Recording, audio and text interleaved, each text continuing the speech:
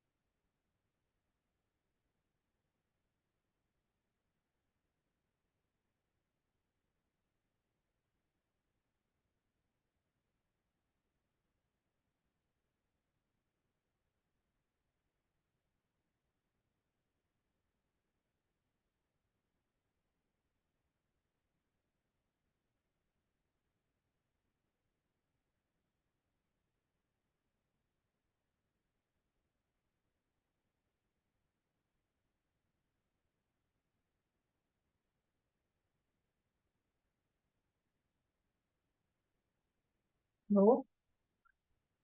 ചേട്ടാ ഒരു minute. One second. ശരി.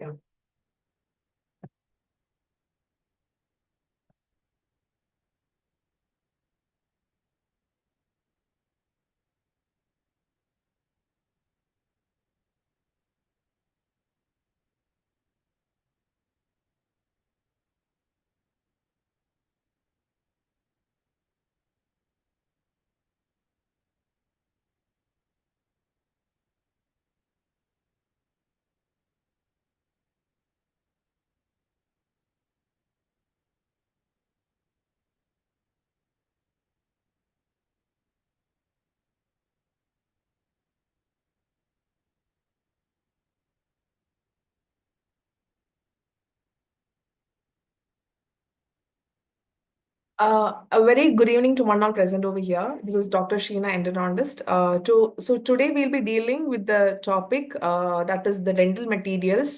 We know that dental materials is a very important subject in the NEET MDS preparation, and we know that we are in the brim of the preparation. So today we'll be discussing the important questions that has been frequently been asked in the dental materials, and the important synopsis or the theory part that you need to keep in mind while you answer the questions to dental materials. So first, talking about the physical properties of dental materials. So we know that this is one of the questions that was twice been asked for the NEET MDS question, that is, what is a stress? So when you see to this question, you might get confused that whether it is an external force or an internal force. For that, you need to know what is the theory basis of stress. As you can see in the image, a person is pushing the wall. So what happens is, like, when a person pushes the wall, there is a load that is being placed onto the wall, and there is an internal resistance that is developed within the wall. So this internal resistance of the body is called as the stress. So stress is always calculated to the internal force that is acting per area. So you can see in this portion, you need to keep in mind it is internal resistance of the body. So now we can answer this question: what is a stress? Stress is of course an internal force that is opposing the outside force or the load which we give. Now we know that it is of three type tensile stress. As you can see in the image, it is two different forces that are acting along the different way. So what happens is there will be actually elongation of the material taking place. Next is actually the compression force.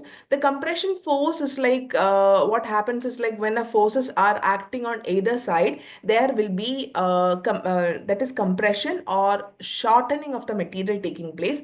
Shear, as you can see in the image, they are two different forces that are acting along different way, which causes the twisting of the material to take place. So these are the three important stresses. Now, what is a strain? As I said earlier, stress is internal resistance that is developed. So when we keep on placing a load on a material, what happens is like there will be a change that is taking place in the material.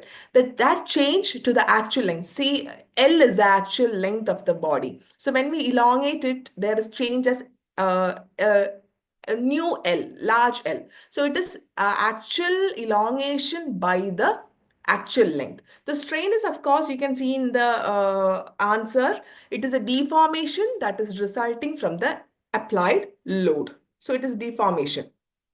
Another important thing that you need to know in the stress strain graph is the various terminologies. As you can see in this image, we have seen about the proportionality limit, yield strength, plastic region, ultimate strength, fracture. These are the terms that you need to keep in mind.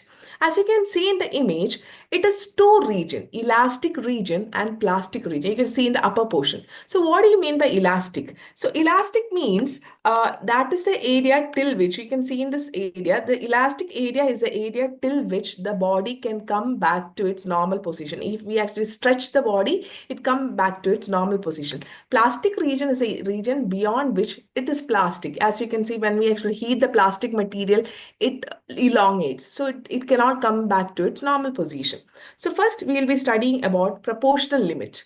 So as you can see in this image, proportional limit is actually an area where the stress is directly proportional to that of the strain. As you can see in this image here the stress is directly proportional to that of the strain. So what happens is like when the stress is increased, the strain will also get increased. When the stress is doubled, the strain get also doubled. So this is actually the scenario when we compare proportional limit. So proportional limit comes within elastic area. That means that there will be no plastic deformation.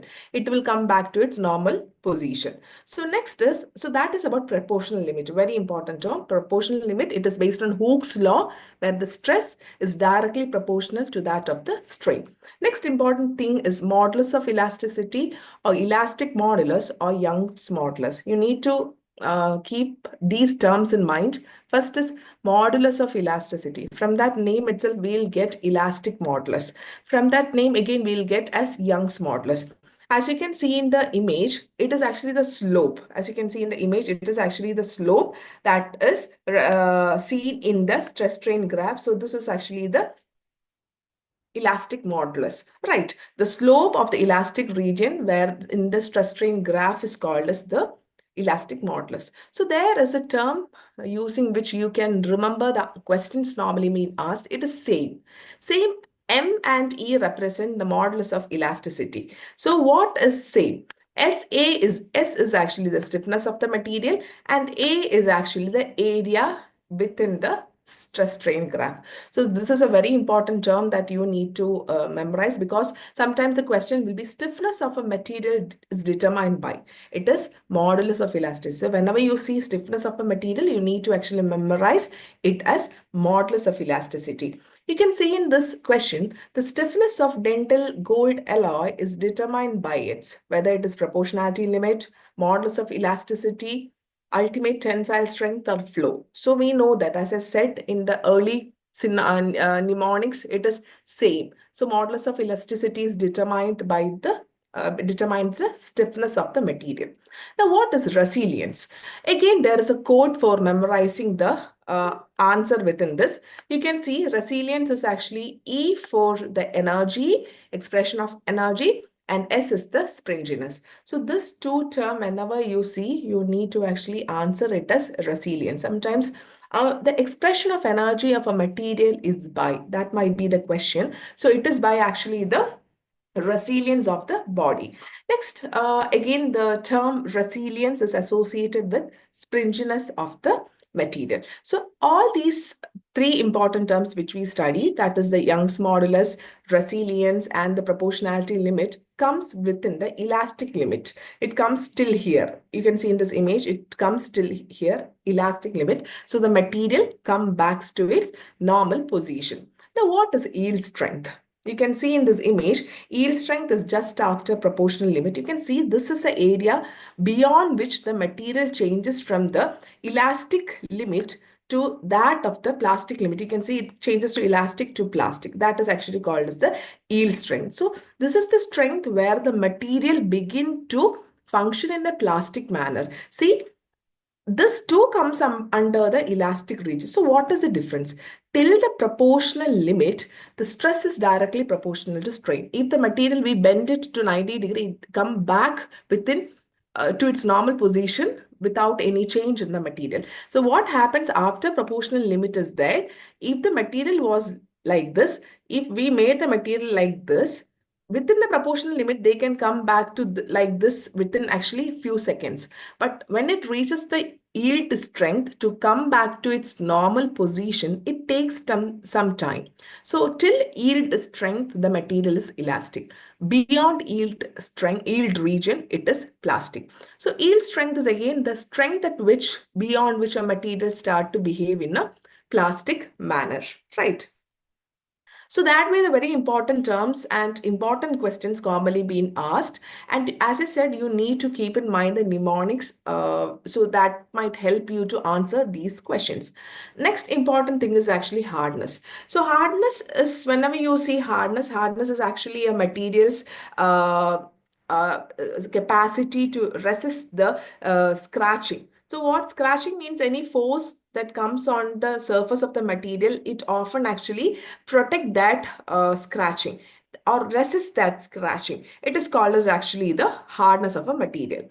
So as you can see in this image, the hardness is of mainly four types: Brinell's test, Rockwell's test, Vickers test, and Knoop test. So what is Brinell test? As you can see in this image, always keep this image in your mind, which helps you to answer it well. So in Brinell test is always used for actually always used for the determining the hardness of metal as well as metallic material in dentistry. So you can see in this image, they consist of a very small ball of a diameter of 1.6 mm. So this is again another question that was asked.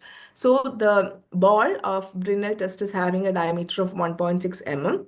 And this is one of the oldest tests that is used, and we often use it for metallic and non-metallic and metal materials, along with dental gold alloy. These three important terms you have to keep in mind. First of all, the size of the ball that is used, 1.6 mm, and it is used for metal, metallic, as well as the dental gold alloy. So talking about the Rockwell test, you can see in this image, it is having a conical diamond shape. Very important, conical diamond. So first was ball, second was conical diamond point. And it is actually a very important point is like it is not used for determining brittle material because it is hard. It can actually cause a fracture of the material. So it is not used in brittle material. As I said, the first one, it was actually for dental gold alloy. Vickers test is used for casting gold.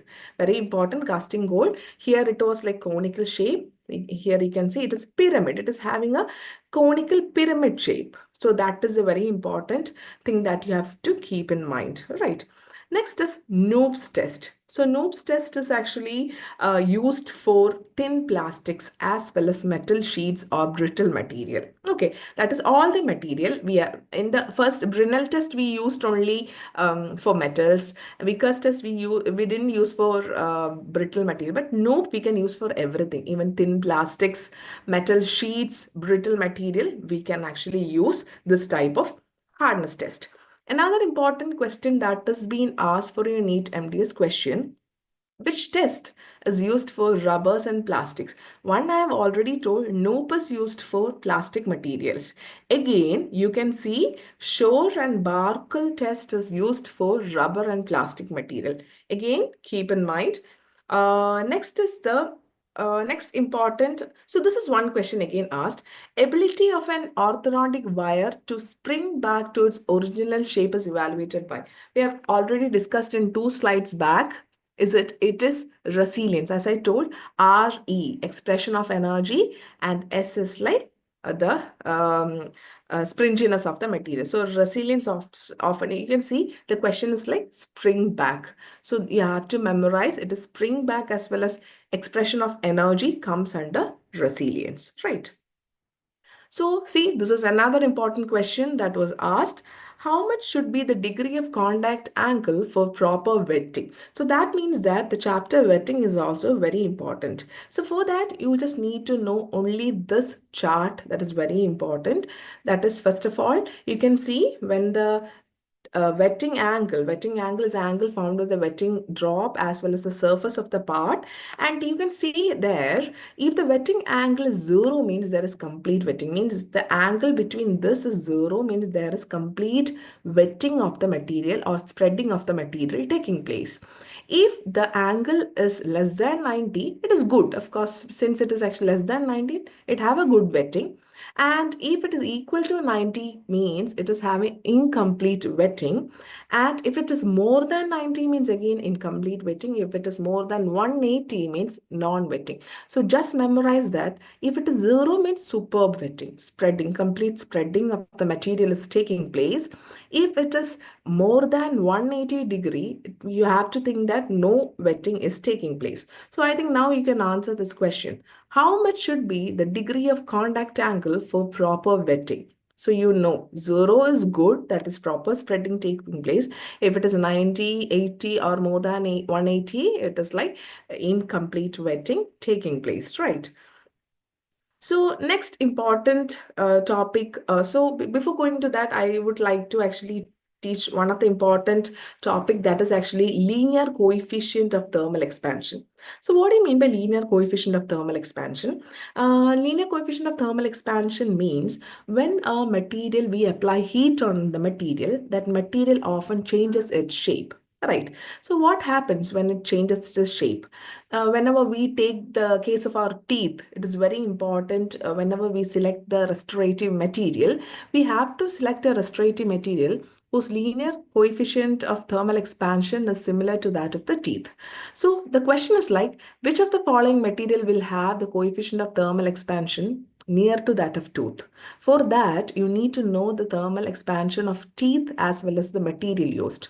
So for teeth, very important, dentine, the linear, please note it down, the linear coefficient of thermal expansion is 8.3. For enamel is 11.4.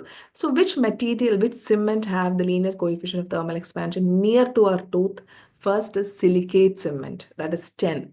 And then comes the type 2 GIC.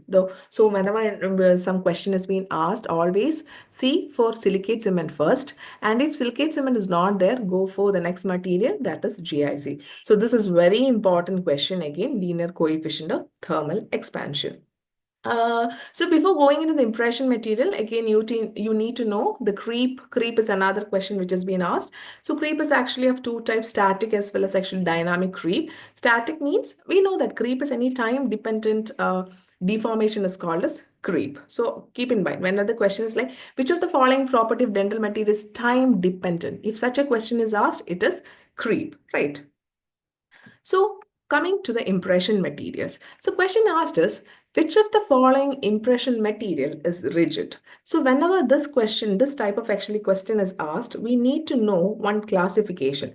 So how to memorize this classification? Just actually keep in mind this, this chart.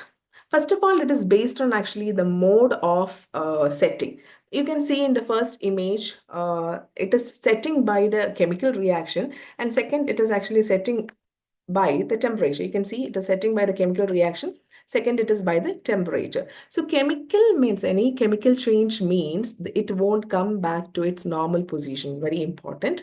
So it is called as irreversible. Temperature means we know wax. When the temperature come back to its normal position, it is reversible. So again, thermoset, it sets chemical reaction. So it is actually called as thermoset. Since it is temperature, it is also called as actually thermoplastic material.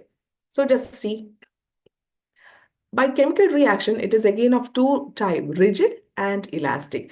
Rigid means it cannot come back to its normal position, that is rigid. Elastic means it can be actually altered. See, first of all, the rigid is of two types. You can memorize by this code, ripe.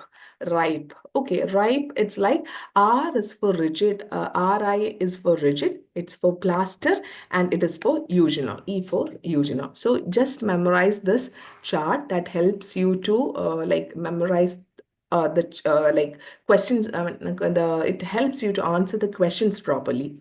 So chemical reaction, first it is of rigid and second is of elastic type. And in the case of rigid, it is of two type. Memorize it as ripe. That is, rigid is P for plaster and E for eugenol. Very important. So elastic types is apes. Apes, you can remember it as alginate, hydrocolloids, polysulfide, polyether, and silicons. That is APES, apes.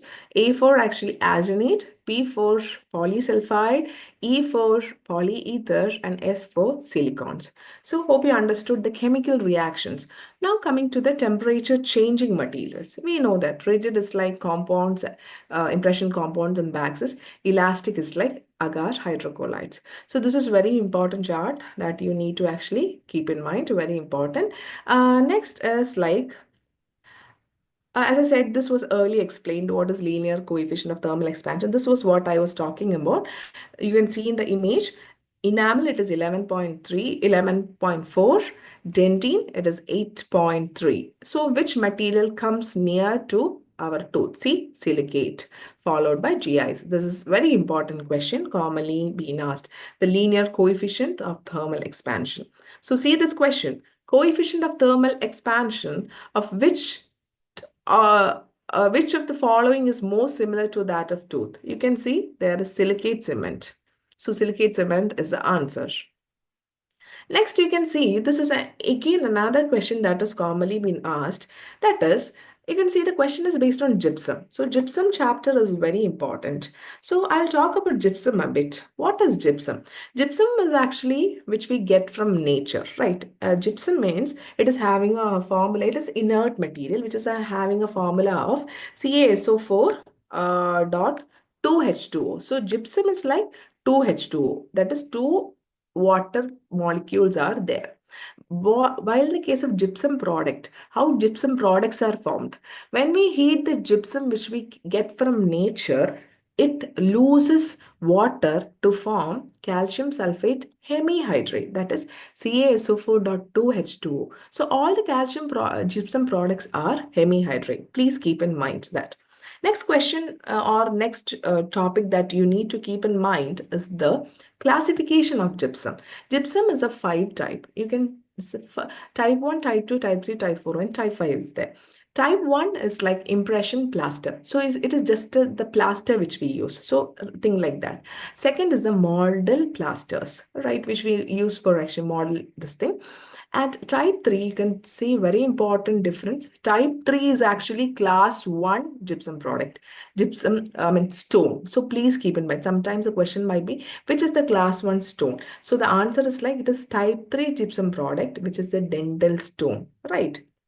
Or hydrocal. There comes the water containing a water content. So it is hydrocal. So type 4 is also called as class 2 dental stone. It is also called as improved dental stone or densite or high strength dental stone. So type 5, when the high strength get an improved property, it is called as actually high strength improved dental stone, which is type 5 or class 3. So this classification is very important. That is a type 1, type 2, type 3, type 4 and type 5. This is very important topic or like this thing we have to keep in mind. So gypsum is like very important. 2H2O, when it comes to the gypsum product, it get converted into half H2O. Gypsum products based on heating. We heat the gypsum in various temperatures. So it formed type 1, type 2, type 3, type 4, and type 5. Please keep this in mind. Next important thing that you have to keep in mind is like what is alpha hemihydrate and what is beta hemihydrate. See, alpha hemihydrate is actually done by calcination. Calcination means heating in closed chamber under steam pressure or by dehydration. Very important. First is by dehydration. Second is in like open air, beta. So alpha in closed space, beta in open space. So that is a basic difference, very important. So you can see what is the difference between alpha and beta. Alpha is very dense and prismatic. You can see it is very dense and prismatic. Beta, since it is an open air, it have irregular and porous. It is very irregular like this. So what happens is like since it is irregular, there will be more space in between. So the beta absorb large amount of water because of the irregular nature. You can see that is why the water powder ratio of beta hemihydrate is more when compared to that of the alpha hemihydrate. So please keep in mind alpha and beta. Alpha is like in a closed space under steam pressure, while the case of uh, a beta hemihydrate is dry calcination, which is done in an open air. So what is the water powder ratio? Beta is very irregular in shape and spongy. So it can actually absorb large amount of water into that because of its porous space. So when the beta hemihydrate, we know that dental stone is like type 3. Dental stone is like type 3. We have already hydrocal. We have named it as hydrocal. So when we actually calcinate in the presence of calcium chloride, as you can see in this image, this is actually get converted into type 4 and type 5 gypsum product. Very important. Hope you understood this slide. So it is alpha hemihydrate and beta hemihydrate. Next important is the gypsum product. We have already discussed about the type 1, type 2, type 3, type 4, all the names we have discussed. Water powder ratio, you can see it is very easy to study, but it is very important also. As you can see in this chapter, table, the first is 0.5 to 0.75 maximum comes in the first. Then 0.45 to 0.50. Then 0.28 in type 3 hydrocal, then it decreases. See 0.22 and 0.18. So center wala, it shows some more increase, that is called as hydrocal, then actually it decreases. So just the first one have a setting time of 4 to 5. All other material have 12 to 15. Just memorize this table and you can see setting expansion is 0.15, 0.30. And you can see it is in the last also it's 0.30. In center it is 0.20, right? And what are the uses? Just keep in mind. The main thing is like water powder ratio need to be kept in mind, the setting time and the setting expansion. This is a commonly asked question, and the other names of gypsum products is also very important. Another important thing that you have to keep in mind is like, as I said, gypsum product is calcium sulfate hemihydrate, half H2O. So what happens when we just think we are taking this type 2 plaster and we are mixing with water? It convert to calcium sulfate dihydrate, 2H2O. Plus, it is an exothermic reaction. Very important. This is an exothermic reaction. Next is, what is the amount of water required? So this calculation you need to keep in mind because most of the question ask what is the amount of water that is required for the complete reaction of a plaster of Paris. So it is 18.6 ml of water. So if anybody asks how much water is required, it means that 18 point, how much water we supply, but only 18.6 ml of water is actually required for the complete mixing of the plaster of Paris. So what is water of crystallization? Water of crystallization means as actually for water of crystallization is there is an excess amount of water that is present in the plaster.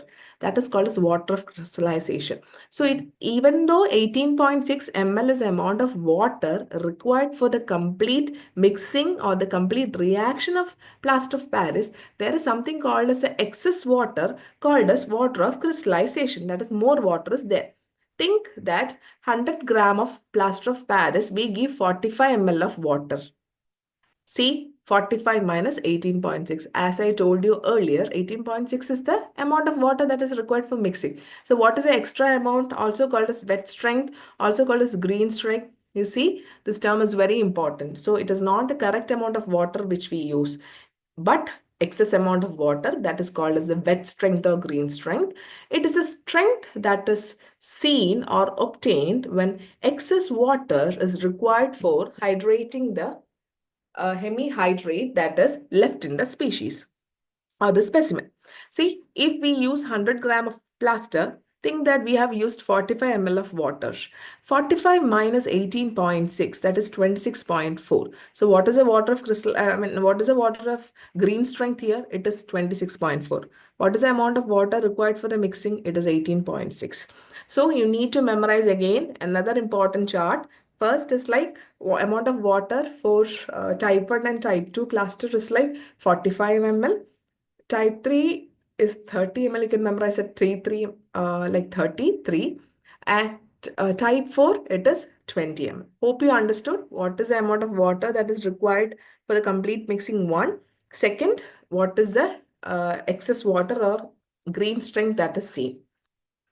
Another important question is like, what are the accelerators and retarders that commonly seen in gypsum? So accelerators and retarders, what is it used for? Very important, controlling the setting time. So this is one term again you see in actually your question paper. So whenever you see this question, accelerators and retarders are actually used for controlling the setting time. So again, you need to keep in mind some of the example of accelerators. That is potassium sulfate and sodium chloride. But what happens is like, if it is in a very high concentration, that act as retarders. This too you have to keep in mind, because potassium sulfate and sodium hypochlorite, if asked, it is like it accelerate the setting reaction. So if it in a very large, sometimes the question might be like large quantity, so it act as a retardant. Very important. Sometimes what we add is like small amount of powder of hemihydrate, that is half H2O. We'll just put into the plaster that is setting. So it acts as a, so it is like we add a small amount of half H2O to the particle. So what happens is like they are very reactive. They are very reactive. They when water comes, it actually attacks the powder and it starts the reaction. So what happens is like they act as a accelerator. It is also called as terra alba. Very important. So what are the retarders used? Retarders, you can actually memorize it as A, B, and C. That is acetates, borates, citrates, and chlorides. And sometimes like glues, gelatins, gums are also acting as like the retarders. And what happens is like very small amount of salt, like the sodium chloride, can also act as accelerator, as I said earlier, but very high concentration act as a retarder. So that is very important twisting question that you may get actually confused with, commonly being asked. So the question is like, another question is like based on etchants. Etchants, so coming to composites. Composites is again a very important topic that you need to cover. What include in composites is like, what is adhesion, what is enamel adhesion, what is dendine adhesion, what are the concentration of phosphoric acid seen, what is the etching mechanism that is actually seen. All these you have to keep in mind, especially when it comes to the composites. So just giving a very brief idea about composite and adhesion especially. First of all, we know that earlier enamel adhesion was actually seen, where in 1955, Bunocore was the person who introduced phosphoric acid to etch the enamel. Why we are etching the enamel is like, the enamel surface is actually almost like a smooth area. So in order for this composite to get into the enamel, so what we do is like we actually give phosphoric acid. This phosphoric acid bring about small change in the surface texture of the enamel and micro tag formation, so that the composite can sit inside this. So that is the basic idea behind enamel, like surface irregularity production by dilute phosphoric acid. So you can see in this image, slide, again, another important question, what is the length of the tag that is formed when we use dilute phosphoric acid? It is 10 micrometer to 40 micrometer. So enamel adhesion, you need to keep Bunocore in mind, which here 1955. Phosphoric acid, the depth of enamel tags is 10 to 40 micrometer. So again, based on the concentration or based on the etching, there are certain pattern we see in enamel. Normally, we know that the enamel surface actually consists of enamel core like this and the peripheries. So enamel core is here and enamel peripheries is this portion. So type 1, there is dissolution of the core. You can see the center part is moved without the movement of the peripheral area. Type 2, there is movement of the peripheral enamel without the movement of the core. In type 3, all these two are actually involved. That is about the etching pattern in enamel. And who introduced this classification? This classification was introduced by Silverstone. That is very important thing again. That is mainly because when we actually use a phosphoric acid, sometimes the core get dissolved, the periphery get dissolved, or two get dissolved. So Silverstone just gave a classification for the etching pattern in enamel. So that is very important, some important information that you have to keep in mind. Next is the bonding agent, right? Bonding agent means we know that whenever we use phosphoric acid, next is we'll be using a irrigant. Okay, we'll be using an etchant. Etchant is actually used for actually again etching the surface for removing the smear layer, for producing irregularity, etc. So we know that we usually say 37% phosphoric acid is the amount of acid that we use. Why? Why not any other percentage? Or why between 30 and 40 percentage? Another important NEET MDS question. If the concentration is less than 40 percentage, what happens is like there is a salt that is formed, which is called as a calcium, monocalcium phosphomonohydrate. If it is less than 40, if it is more than 40%, more. So you can remember as more, M. It is monocalcium phosphomonohydrate. Very important. If it is less than 27 percentage, that means that there is dicalcium phosphate dihydrate. So M for M. More the amount of etchant that is used, it produce monocalcium phosphomonohydrate. What happens is like it actually forms salt on the surface of dentine. So when we place composite, it is not able to adhere to the tooth surface properly. So this is about the percentage of etchant that is used. So see, when the concentration of the etchant is more than more, we already know it is more, M. So the answer is like monocalcium phosphate monohydrate. Another important thing that you need to know. So dentine bonding agent, there was generations. So what happened is like we know that in earlier times the composite and the bonding agent was not proper. That is because we know that the first generation was like the smear layer removal was not taking place in the first, second, and third generation. So what happens is like the agent get adhered to the smear layer, so there is no proper adhesion taking place. First generation was like NPG GMA was used. It often chelate with the calcium in the dentine. So what happens is like there is no proper adhesion between the composite as well as the dentine bonding agent. Second, see what happened is like from NPG GMA, it formed a phosphate ester material. Phosphate ester material is like it consists of like a polar interaction was taking place. So what happened is like we know that the resin consists of actually negatively charged particles. It actually adhered with the positively charged particles in the smear layer. See, what is smear layer? Smear layer is a layer that is actually seen on the surface of our tooth. So what we happens is like, see, think this is the tooth. When we actually use a burr, so there is a very small layer that is actually formed on the cavity called a smear layer, which consists of microorganisms, organic part, inorganic part, water, etc., debris, which form a mesh or like sandy-like material on the tooth surface, which hamper the adhesion of composite to that of the tooth surface.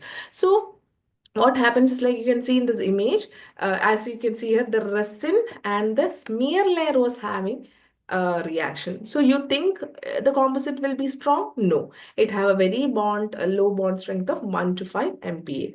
So what happened to the third generation? Came something called as primer. So what do you mean by a primer? So this is very easy to understand. Just think that this is dentine. This is the dentine to which we'll be applying composite, and this is the composite. So which we are going to place on the surface of dentine. This is dentine and this is composite. So what is the property of dentine? What is the property of dentine? Dentine is hydrophilic. It can adhere water, right? It love water. It have actually water. So what is the problem of composite? You have heard that composite is hydrophobic. It hate water. It actually hate water. So see, we know that now this two, the dentine and composite is having two different property. How we are gonna bring this two material together? So there something called as primer came. What is a primer? Primer is a bifunctional material. It's a bifunctional material. So primer, just think this is primer. Primer have two hand, one like this and one like this. This is hydrophilic. This is hydrophobic. So think primer when we brought primer, primer is having two hand. One will adhere to the dentine on one surface and one will adhere to the composite on the surface. That is actually the primer action. So primer is a person which is bifunctional in nature. It have two important property, having hydrophilic and hydrophobic component that adhere composite on one side and dentine on another side. So third generation had more of a strength when compared to the second generation. What is conditioning? Very important term. This terms you have to keep in mind, which makes you to answer the questions very easily. What is conditioning? As the name suggests, it is condition. Condition means we just remove the smear layer. What is etching means? Etching is a procedure which we do in composite. We'll be using phosphoric acid, very, very strong acid. But conditioning, we will be using mild acids like malic acid, it will be like mild acids to remove the smear layer. Very important. It does not produce micro tags. That is very important. Conditioning does not produce micro tags, but in the case of etching, their micro tags are formed. Conditioning, mild acids are used. Etching, stronger acids are used. Primer, hope you understand, it is a bifunctional material. Next is like fourth generation. Just keep in mind it is total etch. We'll be actually etching both enamel as well as actually dentine surface together. And after that, it is for actually 15 seconds. Smear layer will be removed in this. Again, primer is actually used. Fifth generation is like etch and rinse mechanism has been actually used, where bottle one is etch. We'll be etching it. Bottle 2 consists of primer EPA. Think as it as EPA. Bottle 1 is etch, bottle 2 is primer and adhesive. Sixth generation, E and P is together. That is, etchant and primer is together, adhesive is separate. And type 2 sixth generation is there, as you can see in this last slide. It is like everything is in actually two bottle. We'll be mixing it. Next is seventh generation. All in one bottle, no mixing is there. In the second generation, there was two bottle mixing taking place. Here, mixing is not required. Another important thing that you have to keep in mind is certain terms and certain people who actually found out this. First is like acid etching is there. Acid etching was actually brought about by Bunocore. Second is like hybrid zone, which was Nakabayashi. And again, hybrid BIS GMA, as it is Bhavan, BB. You can memorize like that. That is an important thing when we actually consider about composite. Next is amalgam. So amalgam, just memorize this term cast. Copper, silver, cast, copper, A is silent there. Silver, tin, mercury, very important. Zinc, indium, palladium are used for whitening the silver particles.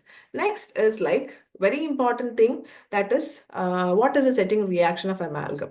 So what first is conventional amalgam. Conventional was the older amalgam. So in older amalgam, what was that? Like, see, memorize it as cast, I told, CST. C S, copper, silver, tin. In old type of amalgam, there was only S and T.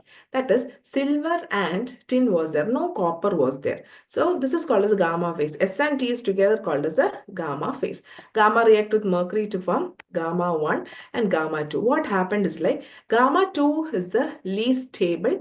Gamma is the strongest phase. Very important. And gamma 2 is the least stable phase.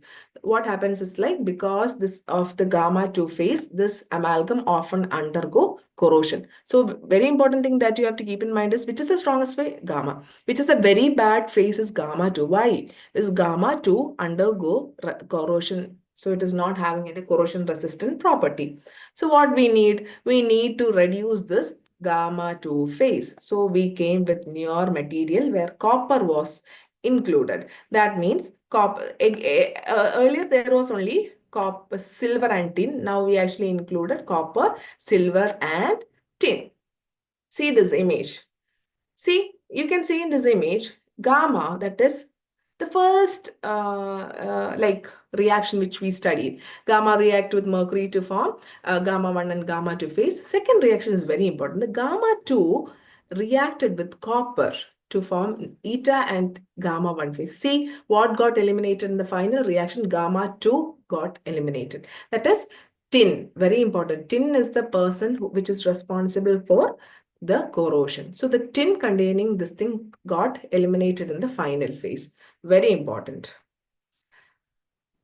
So which of the following phase of dental amalgam have minimum strength? Now you know it is gamma 2, which is a good phase, gamma phase. So another important term that you have to keep in mind is AD specification of amalgam is 1, AD specification of mercury is 6. So what is there will be slight dimensional change taking place in amalgam. So it is 20 micrometer per centimeter. Very important, keep this, some terms that you have to keep in mind. Dimensional change maximum of 20 plus or minus micrometer per centimeter. Creep, as I said, it is time dependent change. That is, creep is 3%. Very important. And you can see in this image, this is another question that was actually used, asked. Low copper 0.8 to 8. Admix 0.4. Single composition 0.05. Creep is very less in single composition. What is micro leakage? Sometimes there might be small gaps that is actually seen in between the amalgam and the tooth surface, which is of a number of 2 to 20 micrometer. Again, very important question that is asked twice. What is a micro leakage of amalgam commonly been seen? That is 2 to 20 micrometer. So that is mainly because of improper condensation, and there is large amount of voids, etc. Again, because of thermal expansion, etc. taking place. So what is the property, self-sealing property of restoration is seen in which like cement? Again, very important, it is for amalgam. Why? Amalgam, we know that there is corrosion products formed for amalgam over time. This corrosion products get deposited in between the small voids and it prevent the leakage. That is why it is called a self-sealing. It seal itself by producing the corrosion products. Another important question that is asked is like tarnish and corrosion. Why tarnish and corrosion? We know that tarnish is just a surface change that is actually taking place. What is corrosion? Corrosion means there is complete deterioration of the material taking place. So see this image. So in low copper alloy, as I said, which is the person responsible for the corrosion? As I said earlier, it was tin. So what happens is like tin react with oxygen and chlorine to form tin oxychloride. Very important question asked. Which is the corrosion product in low copper? You know that tin. It is tin oxychloride. Tin oxide and tin oxychloride. And these are responsible for something called as macroscopic expansion or primary expansion. Very important question. Please keep in mind. Next is high copper. We know that high copper is not as problematic as that of low copper. So because there is no gamma 2 phase, eta phase is actually the least resistant person in this. So it's very important. Again, lot of questions has been asked based on this chart. See, the question might be like, what happens to the compressive strength when there is decreased water powder ratio? It is like there will be decreased compressive strength. So it is very important properties that you need to actually keep in mind. So just memorize this table, very important. This is made by me itself so that it actually culminated a lot of questions. So that will be actually helping you for actually answering it later on. So please keep this in mind and please note this slides. Another question is the type of gold recommended in occlusal bearing area. So again, gold is the chapter. Again, it was asked for question. So going to the various types of gold. First of all, it is like the first is the normal material, normal forms that is actually present. First is the sheet form, pellet form, cylinder, corrugated, plasticized, and laminate form. That are actually the pure form. Then comes the electrolytic forms and the powdered. So some question, which is the electrolytic form? For that, you need to know the three important names: matte gold, matte foil, and gold alloy. Whenever the occlusal force comes or when large amount of force comes, it is matte gold. Some of the important question that is asked, matte gold that is actually used. So when we add calcium, why we added calcium to matte foil is like to increase the strength. It formed a gold calcium alloy. When it is like the powdered form, it is gold dent. Very important. So how is electrolytic precipitate matte gold formed? The initial raw matte foil was sandwiched between the electrolytic precipitate form. It actually formed the electrolytic precipitate matte gold. Another important question, powdered gold is a combination of. So powdered gold, as I said, it is gold dent. It is formed by two important procedure, that is by atomization and chemical precipitation. So next important thing that you need to know is the way how which gold is actually like placed within the cavity. As you can see in this image, the what happens is like, first of all, when we actually apply the gold onto the cavity, we'll be applying a force of 45-degree onto the cavity, and later on what we do is like a 90-degree force will be applied onto the cavity walls. So in this image you can see like first there is a 45-degree angulation to the walls, and later on like 90-degree angulation was actually placed onto the previously compacted gold. So this is actually the angle of forces. This is called as the angle of forces. So the question will be the malleting force is directed. So you need to know in which direction the malleting force is placed. First is like 45-degree to the wall. The second force is like 90-degree or perpendicular to the wall. Next question, the cohesive gold used as bulk filler is. It is always a matte gold. As I said earlier, whenever there comes large amount of force, which uses large amount of force, it is always the matte gold that is used for large occlusal forces as well as bulk fill material. The last the step is called as stepping.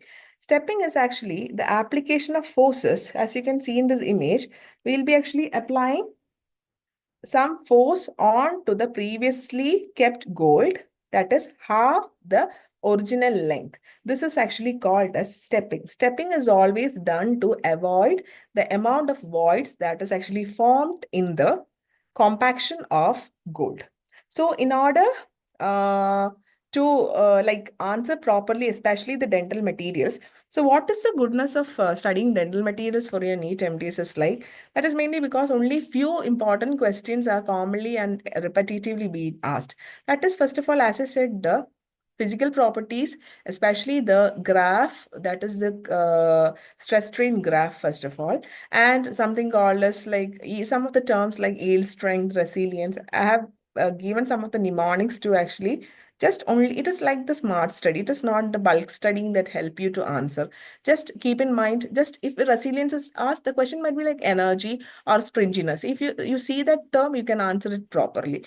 After that, again, coming to some of the cements, importantly asked question is like from mercury. Again, from GIC, it is like asked. Gold, it is asked. And next come the amalgam setting reaction is also very important. So I think this class is actually a culmination of some of the frequently asked question. Hope you had a wonderful session here. I actually invite everybody to come with questions and also doubt regarding this. This is actually the first part of dental materials. That is the important questions commonly being asked. If any doubts regarding this or any like charts you need from this, kindly come and ask. Hope you had a wonderful session. Keep studying properly, do the smart work, study the important tables, important numbers, etc. Go with question papers now. It's not like studying the entire topic. Hope you had a nice class. We'll be there with you. Thank you.